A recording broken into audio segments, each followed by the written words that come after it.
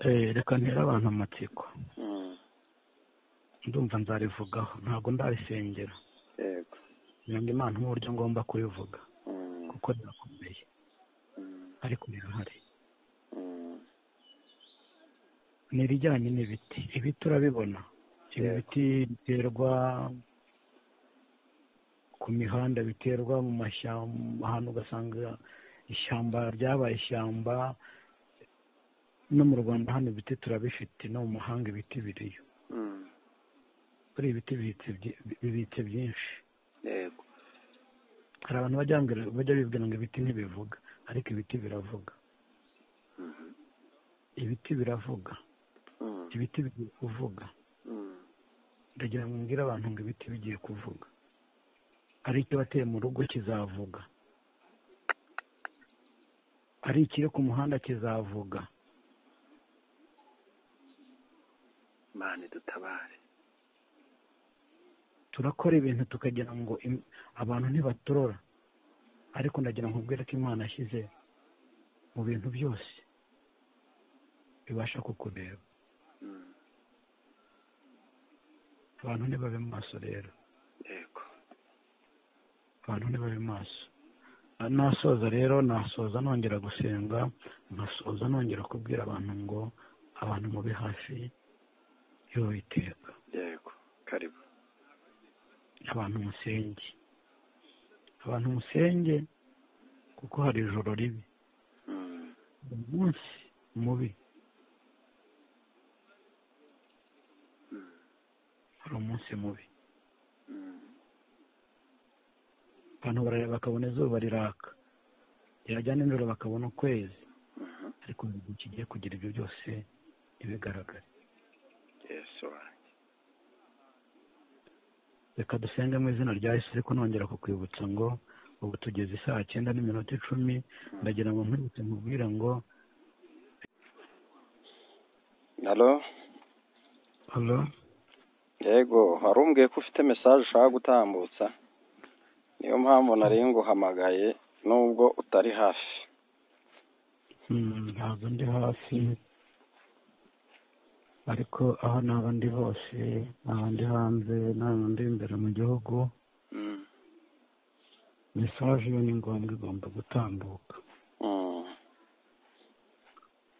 reka tubanze dusenge mu izina rya Yesu amen Imana yacu Imana nziza Imana idukunda Imana ikunda abo yaremye turagushimiye turaguhimbaje tugushimiye kugira neza tugushimiye kugira uhora imitima y'abababaye tugushimiye ko ujya witamurura ukarengera abawe kandi tugushimiye ko abawe bashyizeho ikimenyetso izina ryawe rihabwa icyubahiro amen uri Imana nziza rero yo kwizerwa uri Imana yo kubahwa uri Imana yo kwiringirwa aya masaha rero Kristo kandi kukunezererwa cyane kutugiriye neza tukabasha kuvuga bitari ngombwa naho tutagaragara naho Kristo tutari imbere ya kamera ariko tuzi neza ko ushoboye byose n'umwuka tuvugisha nawo duhaye bana natwe rero muri aka kanya kandi dushyigikire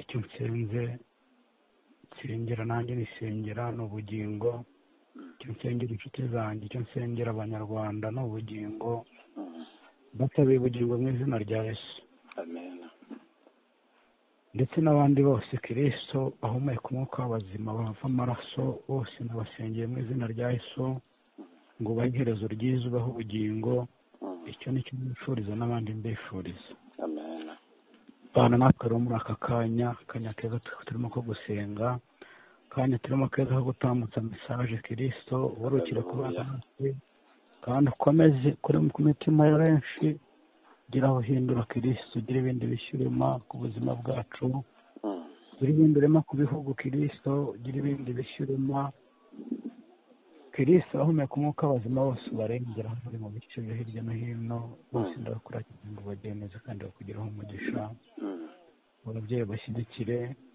abana bato barengere Kristo abasore bahagarareho abakobwa bahagarareho mwami ndaguhamagaye kuri uyu munsi ngo ubane na buri umwe wese kandi ukwizeye turagushimiye kandi turaguhimbaje kandi dusenze twizeye ko ibyo dusabye biduhaye mu izina rya Yesu Kristo amen.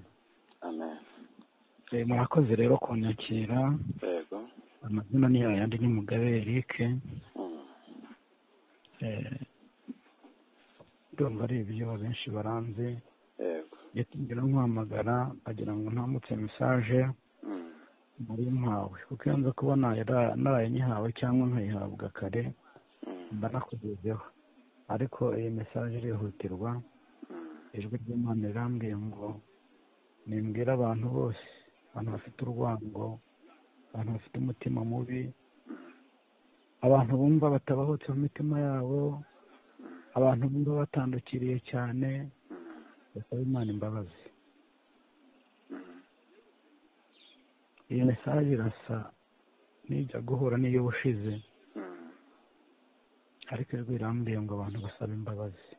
Uzi ko yahemukiye amusaba imbabazi, uzi ko hari inzira nziza atanyuzemo asaba imbabazi, uzi ko yabeshye akabeshyira n'abandi asaba Imana imbabazi, uzi ko yishe cyangwa akicirwa asabe Imana imbabazi, asabe n'abandi imbabazi. Yaba uri hanze, yaba uri mu gihugu cyacu cy'u Rwanda, yaba uri Burundi, yaba uri Kongo, yaba uri hehe, ubwo ndavuga isi yose.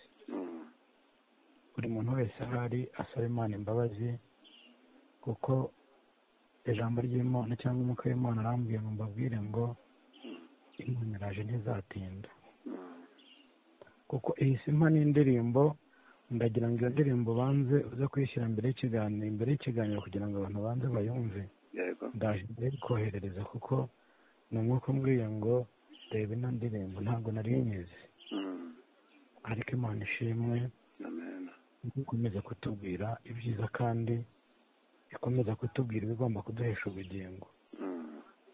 Abantu bane bava mu gahuge ko kumva ngo akazi ni kenshi, ko kumva ngo ntikuze sinarya, ko kumva n'ibyo abantu bakwiye gukora, ariko bakwiye no guha umwanya Imana.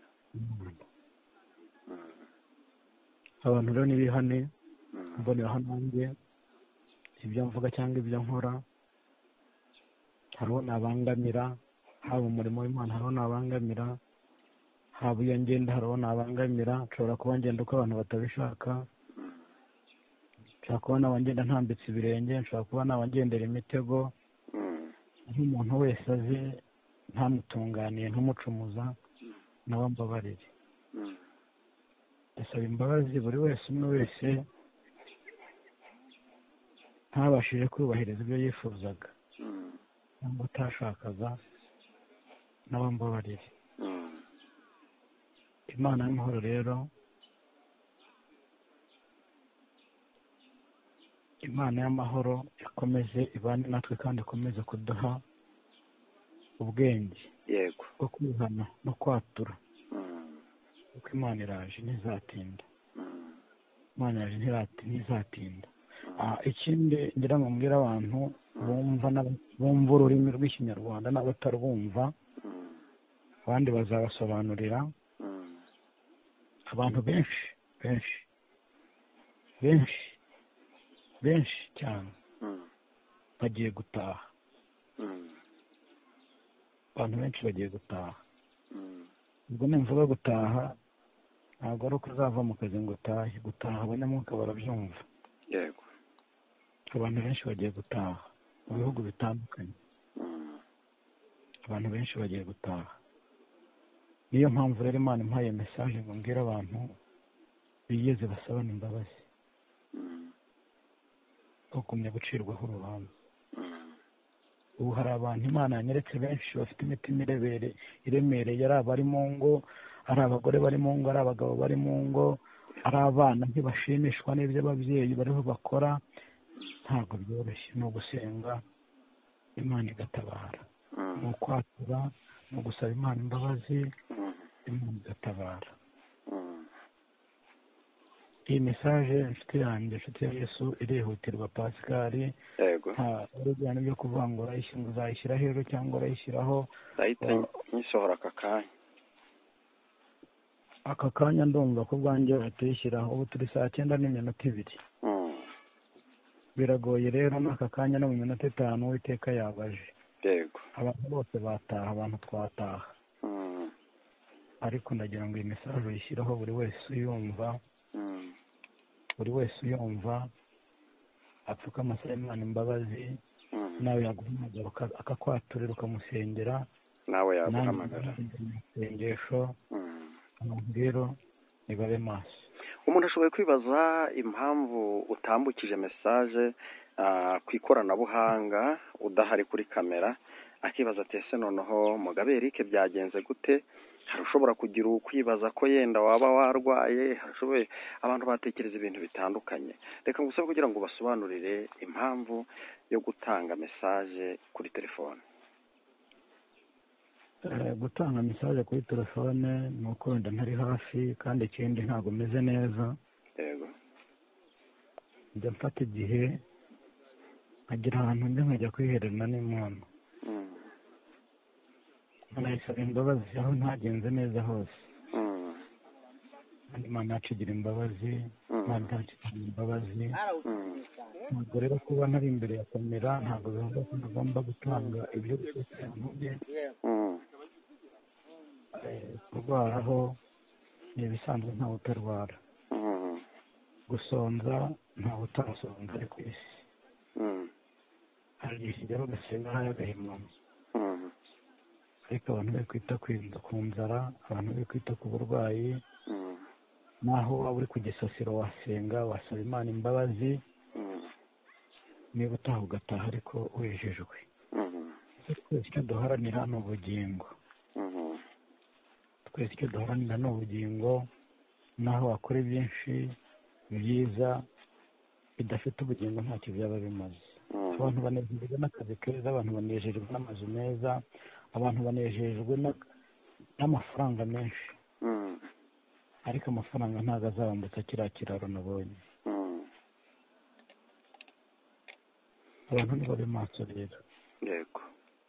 Nibabe maso, abantu babe maso basenge, abantu babe maso basenge. Hari umugani bajya baca ngo agapfa kaburiwe n'impongo. Sibyo rata? Yego. Abantu rero nibabe maso. Umuntu aririmbe bimurimo, uretse ko ntuzaririmba igihe, kuko Yesu araje.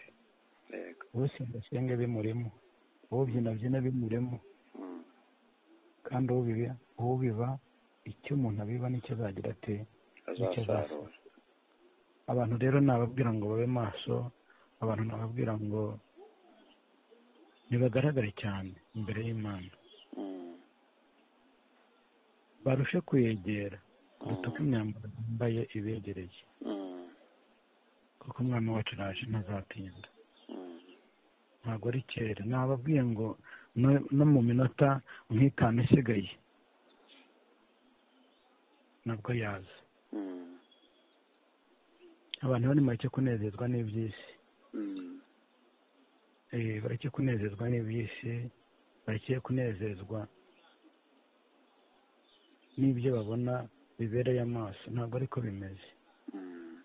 Njya nkunda kubwira abantu nkababwira ngo wowe ubabajwe, wowe ubabaye, wowe uhora mu bigeragezo, humura, hari icyo Imana yakubikiye. Hari icyo Imana yakubikiye. Sinzi impamvu abantu bakunda kuvuga ngo twarasenze turategereza amasezerano. Hari n'igihe rero ugasanga nisubiza icyo wasabiye, ushobora kuva umwanya wayo. Abantu ntibarambirwe gusenga ngo bumve ko amasezerano yabo yaheze. Hari igihe Imana yabikubikiye ibyo wasabye. Ntabwo uko dusabye twese, ariko ibyo dusabye Imana ibiduha. Nayo irareba ikajonjora ikareba iki ni inkemuha bizagenda bite, iki ni inkemuha ntizamvaho. Abantu rero nibagume ku Mana basenge, abantu basabe imbabazi ku masezerano yanze gusohora. Ese ubwirwa n'iki ko uwaguhaye, uwakubwiye ngo Imana iravuze, uretse ko n'ubundi Imana ije? Sinzi ahantu mperutse gusoma, numva ijambo rivuga ngo hazabona ishyano abavuga itavuze. Umuhanuzi wese uvuga itavuze azabona ishyano.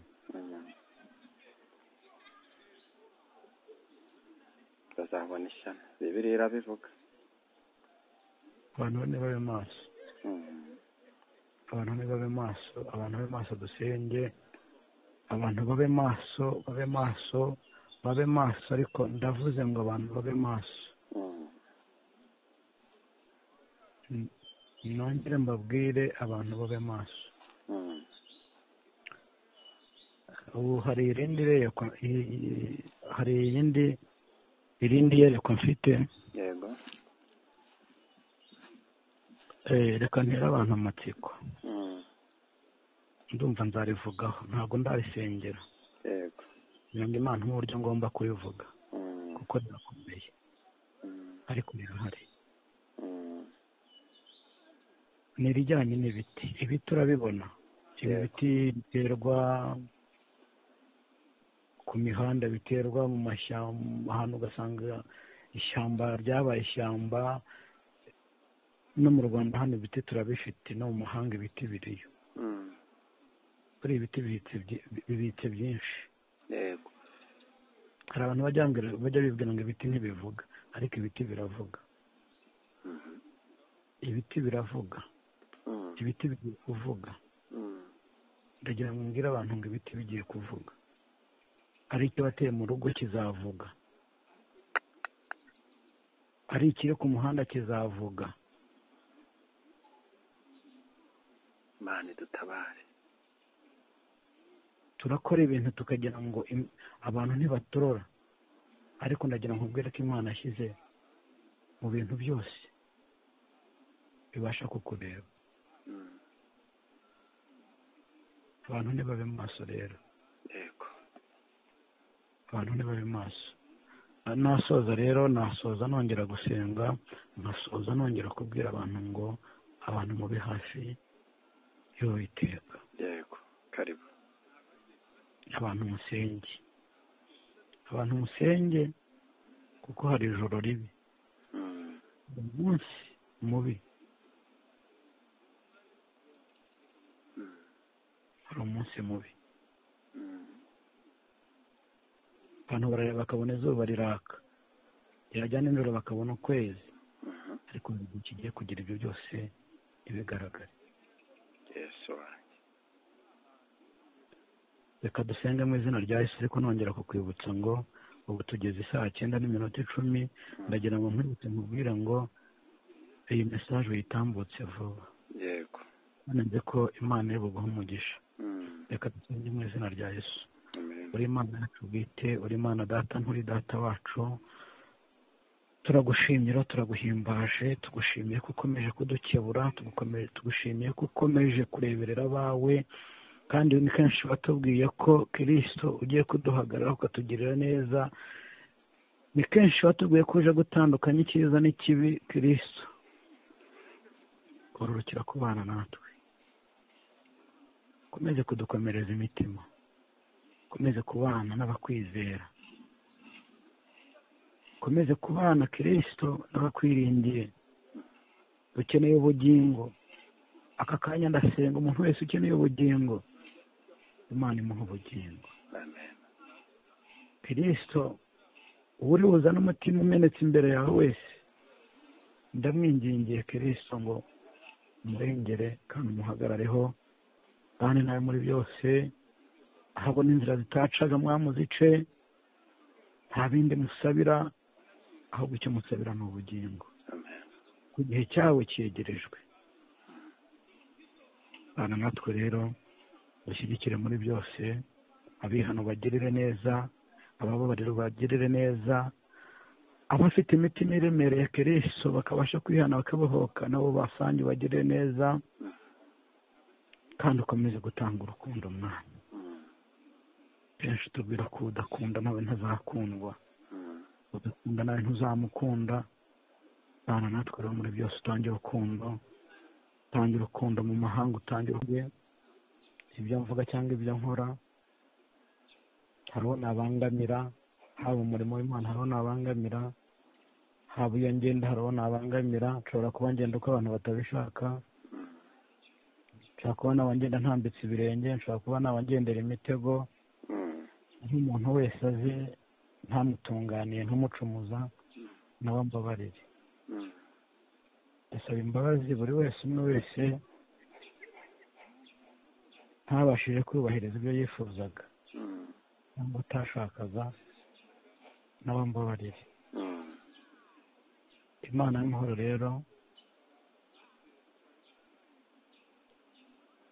Imana y'amahoro ikomeze ibane natwe kandi ikomeze kuduha ubwenge yego. bwo kwihana no kwatura, Mm. kuko Imana iraje ntizatinda. Mm. Imana yaje ntizatinda. Ikindi ngira ngo mbwire abantu bumva ururimi rw'ikinyarwanda n'abatarwumva, Mm. abandi bazabasobanurira. Mm. Abantu benshi cyane Mm. bagiye gutaha. Mm. Abantu benshi bagiye gutaha. Mm. Ubwo nimvuga gutaha ntabwo ari uko uzava mu kazi ngo utahe. Gutaha abanyamwuka barabyumva. yego. Abantu benshi bagiye gutaha mu bihugu bitandukanye. Mm. Abantu benshi bagiye gutaha. Niyo mpamvu rero Imana impaye mesaje ngo mbwire abantu biyeze basabane imbabazi, Mm. bagumye gucirwaho urubanza. Mm. Ubu hari abantu Imana yanyeretse benshi bafite imitima iremereye, ari abari mu ngo, ari abagore bari mu ngo, ari abagabo bari mu ngo, ari abana ntibashimishwa n'ibyo ababyeyi bariho bakora. Ntabwo byoroshye, ni ugusenga Imana igatabara, Mm. ni ukwatura, ni ugusaba Imana imbabazi, Mm. Imana igatabara. Mm. Iyi mesaje inshuti yanjye, inshuti ya Yesu, irihutirwa Pascal. yego. nta urujyana byo kuvuga ngo uzayishyira hejuru cyangwa urayishyiraho. ndahita nyisohora aka kanya ndumva ko bwanjye batayishyiraho. Ubu turi 9:02. Mm. Biragoye rero n'aka kanya no mu minota 5 Uwiteka yabaje. yego. Abantu bose bataha, abantu twataha. Mm. Ariko ndagira ngo iyi mesaje uyishyireho buri wese uyumva, Mm. buri wese uyumva apfuka amasaba Imana imbabazi. Mm. Nawe yaguhamagara akakwaturira ukamusengera, nawe yaguhamagara. isengesho. Mm. Abantu rero nibabe maso. Umuntu ashoboye kwibaza impamvu utambukije mesaje ku ikoranabuhanga udahari kuri kamera, akibaza ati ese noneho Mugabe Eric byagenze gute? Hari ushobora kugira ukwibaza ko yenda waba warwaye, hashoboye abantu batekereza ibintu bitandukanye. Reka ngusabe kugira ngo basobanurire impamvu yo gutanga mesaje kuri telefone. Gutanga mesaje kuri telefone ni uko wenda ntari hafi, kandi ikindi ntabwo meze neza. yego. Njya mfata igihe nkagira ahantu njya nkajya kwihererana n'Imana. Mm. Nkanayisaba imbabazi aho ntagenze neza hose. Mm. Kandi Imana yacu igira imbabazi, Imana yacu igira imbabazi. Mm. Ntabwo rero kuba ntari imbere ya kamera ntabwo bivuga ko ntagomba gutanga ibyo gutekereza mu bye. Mm. Kurwaraho ni ibisanzwe, ntawe utarwara. Mm. Gusonza ntawe utarasonza ari ku isi. Mm. hari igihe kigera ugasenga hari agahimamo. Mm. Ariko abantu bari kwita ku nzara, abantu bari kwita ku burwayi, Mm. naho waba uri ku gisasiro wasenga, wasaba Imana imbabazi. Mm. niba utaha ugataha ariko wejejwe. Mm. Twese icyo duharanira ni ubugingo. Mm. Twese icyo duharanira ni ubugingo. Naho wakora byinshi byiza bidafite ubugingo ntacyo byaba bimaze. Abantu banejejwe n'akazi keza, abantu banejejwe n'amazu meza, abantu banejejwe n'amafaranga menshi. Mm. Ariko amafaranga ntabwo azabambutsa kiriya kiraro nabonye. Mm. Abantu nibabe maso rero. yego. Nibabe maso, abantu babe maso basenge, abantu babe maso basenge. Hari umugani bajya baca ngo agapfa kaburiwe n'impongo. Mm. Si ibyo rata? yego. Abantu rero nibabe maso. Mm. Umuntu aririmbe bimurimo, Mm. uretse ko ntuzaririmba igihe, Mm. kuko Yesu araje. yego. Usenga asenge bimurimo, ubyina abyina bimurimo. Mm. kandi ubiba icyo umuntu abiba nicyo azagira ate nicyo azasarura. Abantu rero nababwira ngo babe maso, abantu nababwira ngo ntibagaragare cyane imbere y'Imana, barushe kuyegera dutuke imyambaro yambaye ibegereye, kuko umwami wacu araje ntazatinda, ntabwo ari kera. Nababwiye ngo no mu minota nk'itanu isigaye nabwo yaza. Abantu bari make kunezezwa n'iby'isi, bareke kunezezwa n'iby'isi, bareke kunezezwa n'ibyo babona bibereye amaso. Ntabwo ariko bimeze. njya nkunda kubwira abantu nkababwira ngo wowe ubabajwe, wowe ubabaye, wowe uhora mu bigeragezo, humura, hari icyo umuntu yakubikiye, hari icyo umuntu yakubikiye. Sinzi impamvu abantu bakunda kuvuga ngo twarasenze turategereza amasezerano, hari n'igihe irebe igasanga nisubiza icyo wasabye ushobora kuva mu mwanya wayo. Abantu ntibarambirwe gusenga ngo bumve ko amasezerano yabo yaheze. Hari igihe Imana yabikubikiye ibyo wasabye, ntabwo uko dusabye twese, ariko ibyo dusabye Imana ibiduha. Nayo irareba ikajonjora ikareba iki ni inkemuha bizagenda bite, iki ni inkemuha ntizamvaho. Abantu rero nibagume ku Mana basenge, abantu basabe imbabazi ku masezerano yanze gusohora. Ese ubwirwa n'iki ko uwaguhaye uwakubwiye ngo Imana iravuze, uretse ko n'ubundi Imana ije? Sinzi hano mperutse gusoma, numva ijambo rivuga ngo hazabona ishyano abavuga itavuze. Umuhanuzi wese uvuga itavuze azabona ishyano. bazabona ishyano, Bibiliya irabivuga. Abantu babe maso, abantu babe maso, abantu babe maso, dusenge. Abantu babe maso, babe maso, babe maso. Ariko ndavuze ngo abantu babe maso, nongere mbabwire abantu babe maso. Ubu hari